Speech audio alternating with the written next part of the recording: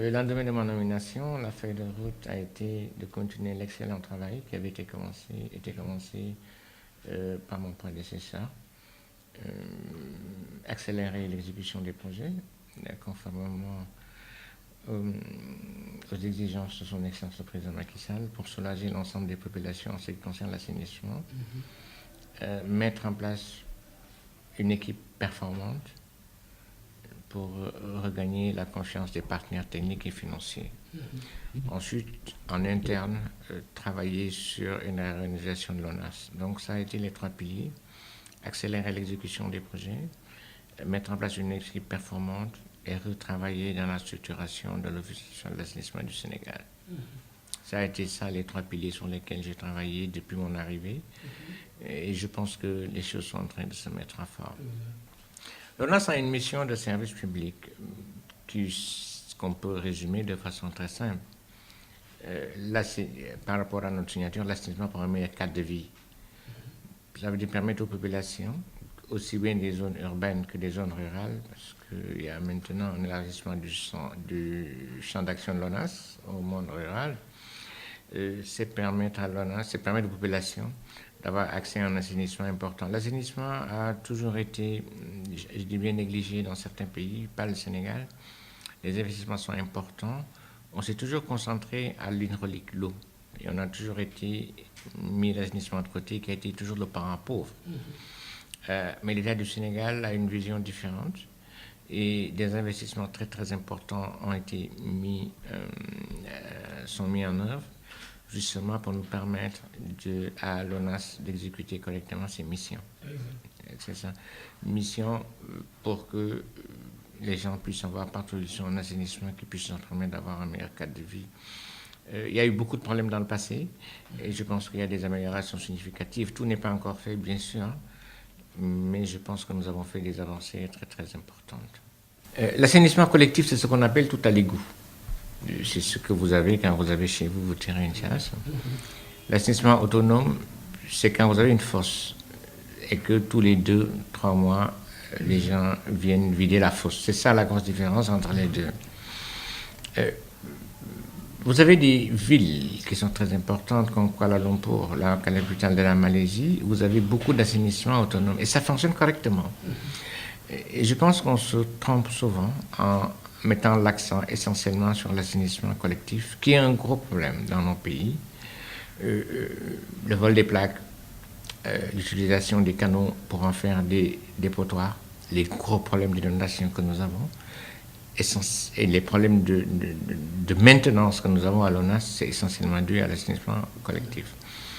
Je ne dis pas que ça n'est pas une solution, mais il faut qu'on soit capable de faire la différence entre les deux et de serrer les priorités. L'assainissement collectif pour des grandes villes comme Dakar, ça se justifie. Mais quand vous prenez des centres périurbains, vous faites de l'assainissement collectif, vous allez non seulement avoir des gros problèmes d'exploitation, mais le système ne sera pas forcément efficient. Donc, il faudrait qu'on fasse bien la part des choses. L'assainissement autonome collectif, l'assainissement collectif pour les grandes villes, l'assainissement autonome pour les centres périurbains. L'assainissement autonome n'est pas un sous-produit de l'assainissement collectif. C'est un produit de l'assainissement. L'assainissement autonome est un produit très efficace si c'est mené à bon escient. Et je pense que nous avons dans certaines zones, sur financement de la Fondation Bill et Melinda Gates, montré que l'assainissement autonome pourrait être une solution dans certaines contrées du Sénégal. Et justement, ça amène un changement de paradigme très important. À notre niveau, on a d'abord, mais surtout au niveau des populations, qu'ils comprennent que l'assainissement autonome n'est pas un assainissement bas de gamme, en réalité, et que ça peut fonctionner correctement si le service est suivi derrière, et nous sommes en train de travailler dessus, en impliquant le secteur privé. Et je pense jusqu'à présent, ce que nous avons marche correctement. Les problèmes de population au niveau de leur maison, quand vous êtes dans un système d'assainissement collectif, vous n'avez pas de problème d'assainissement en général. Vous tirez la chasse, elle part. Quand vous avez un problème d'assainissement, quand vous êtes dans l'assainissement autonome, le souci que vous avez, c'est que est-ce que le service est fait régulièrement? La vidange, elle coûte cher. Nous sommes en train de travailler dessus. Est-ce que les populations sont capables de supporter? Mais tout le monde va aller dans l'assainissement collectif, comme je vous ai dit, parce que c'est un système, c'est une facilité, entre guillemets, pour les populations, mais pas forcément pour l'État, parce que ça a un coût. Donc ça, ce sont les gros problèmes. Par contre, vous avez des villes où il n'y a pas du tout d'assainissement. Mais nous sommes en train de travailler dessus. Je vous donne un exemple. La ville de Ziguinchor n'a jamais eu d'assainissement. Nous avons un programme que nous sommes en train de dérouler là-bas. La ville de Tambacounda n'a jamais eu d'assainissement. Et la ville de Matam n'a jamais eu d'assainissement. Ça veut dire qu'il y a des avancées significatives qui sont faites par le gouvernement du Sénégal pour couvrir l'ensemble du territoire. Il va nous rester Sédhiou sur lequel nous sommes en train de travailler, Kolda aussi. Donc je pense que dans l'horizon 2020, on devrait arriver à couvrir toutes les villes du Sénégal en matière d'assainissement. Après, il va rester les centres périurbains que nous sommes en train également de travailler, mais là, ça va être l'assainissement autonome. Avec, par exemple, nous avons un financement de la Banque mondiale, d'accord, qui va nous permettre de faire sur une région de 4 ans, de 3 ans plutôt, 100 000 toilettes. C'est très important. On n'a jamais eu des projets de cette envergure-là. C'est d'abord un sentiment de fierté qui montre l'expertise du Sénégal dans le domaine de l'assainissement. C'est vrai qu'on a des problèmes, mais c'est un problème de fierté parce que c'est une confiance. Sur 52 pays, on a choisi le Sénégal, l'Afrique du Sud et je pense l'Ouganda pour piloter ce projet qui était dans l'espace pilote, qui a permis de créer des emplois, qui a permis de financer des vidangeurs, donc créer d'emplois directement. Maintenant, la phase pilote est terminée. Nous allons passer à une phase de mise à l'échelle. Et c'est ce qu'on appelle mise à l'échelle de l'assainissement autonome, implication du secteur privé, et ça va améliorer significativement le vécu de certaines populations. Donc c'était vraiment une phase pilote, fierté d'avoir un pays comme le Sénégal, tête de pont pour ce projet sur beaucoup d'autres. Et je pense que ce projet, on le déroule depuis 2011, avec des résultats très très satisfaisants. Je ne sais pas ce qu'on appelle, je ne sais pas si c'est un secret ou pas. Il y a deux choses auxquelles je crois fortement. Ce pays nous a tout donné. Et je pense qu'on doit lui rendre ce que ce pays nous a donné en nous mettant à disposition. Et il n'y a pas de différence, à mon avis, entre le secteur privé et le secteur public. Toutes les organisations, pour faire des résultats, il faut travailler de la même façon. Il faut planifier ce que vous faites, l'exécuter et corriger, et mesurer et corriger derrière. Je pense que c'est ce que j'ai toujours fait dans ma vie depuis que je travaille sur le plan professionnel. Et ce sont les mêmes méthodes qu'on applique ici. Ça, c'est la première, la façon de travailler. La deuxième, c'est la passion. C'est pas un sentiment matériel, c'est pas l'envie de gagner quelque chose de plus sur le plan matériel qui pousse une personne à faire des résultats. Mais quand vous avez de la passion, vous sentez même pas le temps passer quand vous travaillez. Quand vous avez de la passion, il n'y a rien qui vous retient. Et quand vous avez de la passion, naturellement, tout devient possible. Je pense que ce sont ces deux piliers sur lesquels je travaille. Et j'ai toujours travaillé dans le passé, qui, je pense, me permettent de faire des résultats satisfaisants. Il y a quand même une différence de fond entre l'OFOR et l'ONAS. L'OFOR, j'étais l'employé numéro 1. C'est moi qui l'ai monté de toutes pièces. Mais je pense qu'on est arrivé à faire une bonne alchimie entre des nouveaux et des anciens. L'ONAS, je pense qu'il y a du bon travail qui a été fait dans le passé. Mais l'ONAS existe depuis 1996, avec des textes qui datent de 1996, une organisation qui n'est pas forcément adaptée au nouveau contexte dans lequel nous nous situons. Et je pense que c'est cette transformation dont l'ONAS a besoin, avec l'implication de l'ensemble, qui devrait permettre, je pense, pas à M. Sarko de faire des résultats, à toute une équipe derrière, avec laquelle nous travaillons, de faire des résultats pour le bénéfice des populations. Et ça, je pense qu'on ne doit jamais l'oublier. Nous travaillons pour les populations du Sénégal, mais pas pour une personne, essentiellement, parce que ce que nous avons, ce sont des fonds publics. Je ne peux pas dire mes réalisations. Quelles sont les réalisations de l'ONAS?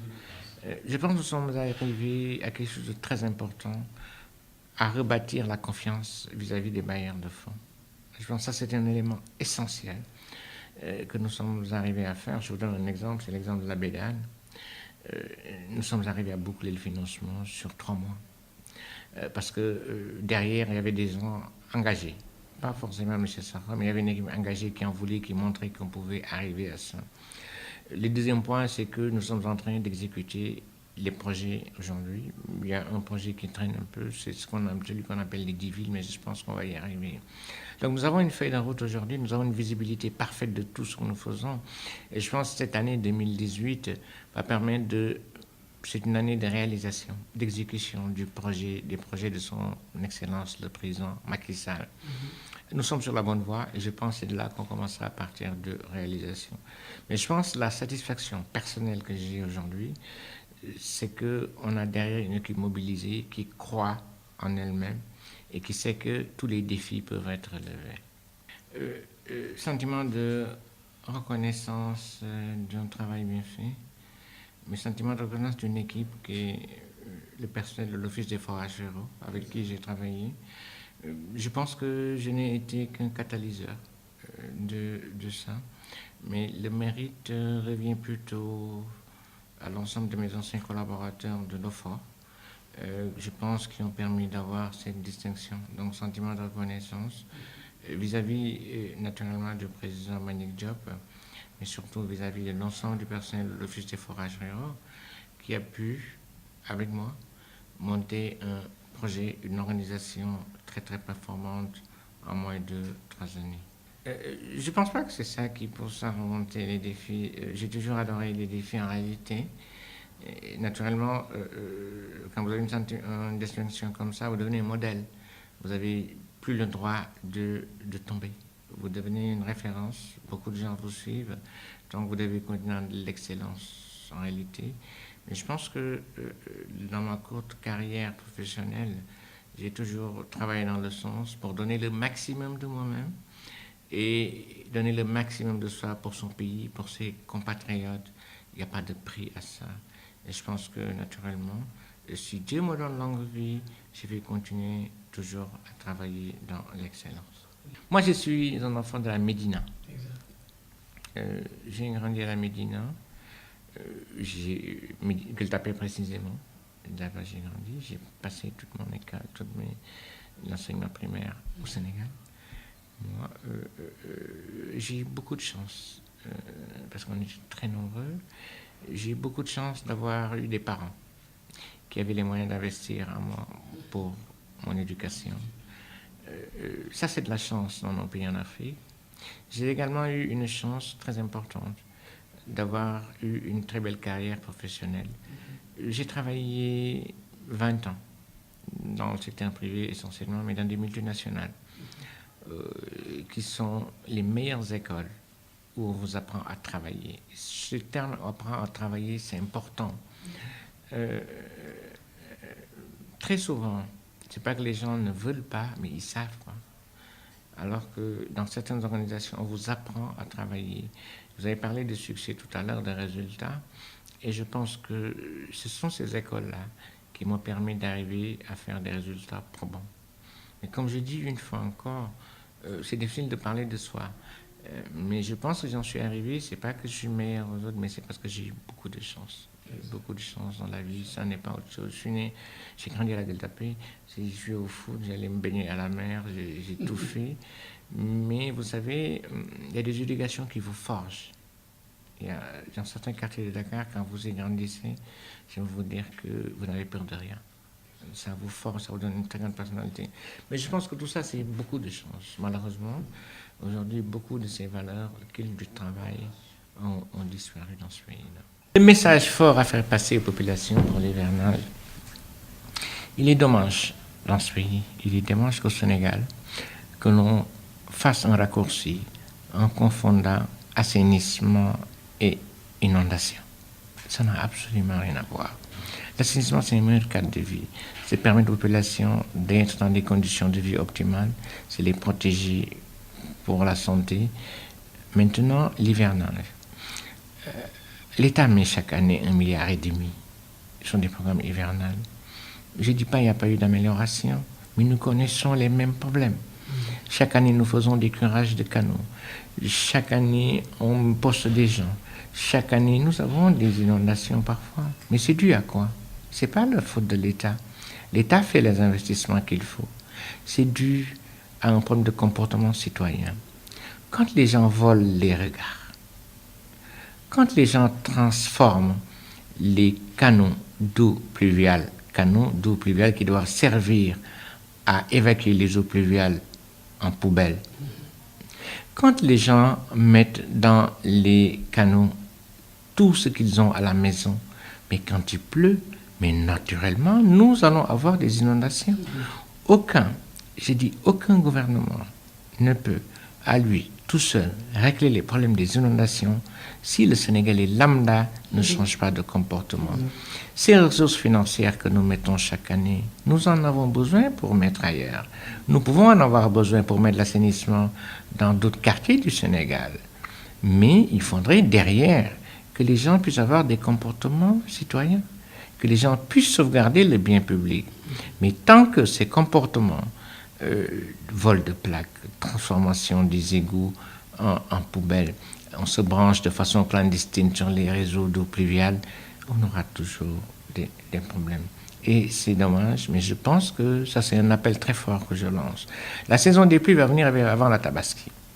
Tabaski, c'est le moment le plus difficile pour nous, parce que c'est le moment où, après, les gens mettent tout dans les égouts. Et naturellement, après, ils vont être surpris de tomber dans des inondations. Et c'est dommage. Je pense que le message fort que je lance aux Sénégalais par rapport à ça, c'est qu'on se ressaisisse, qu'on regarde un peu les choses et qu'on sache que le bien public, c'est le bien public. On l'appelle bien public parce que ça n'appartient à tout le monde. On ne l'appelle pas bien public parce que ça n'appartient à personne. Et malheureusement, c'est le comportement de tous les jours. Nous continuons à faire l'éducation, nous continuons à expliquer aux gens les comportements qu'il faut, et je reste persuadé que nous arriverons un jour à ne plus avoir à faire face à de telles difficultés. Je suis très accro de tout ce qui est informatique, de tout ce qui est IT, de tout ce qui est réseaux sociaux. Certains me demandent comment je fais, mais c'est une passion, comme vous avez dit tout à l'heure. C'est une passion pour moi. J'aime la lecture aussi, quand le temps me le permet. Mais les journées de l'ONA sont très longues. Vous commencez à 7h du matin et vous terminez jamais avant 20h. C'est un peu compliqué, mais j'essaie de trouver le temps pour faire autre chose, parce qu'il faut un équilibre dans la vie si vous voulez être performant.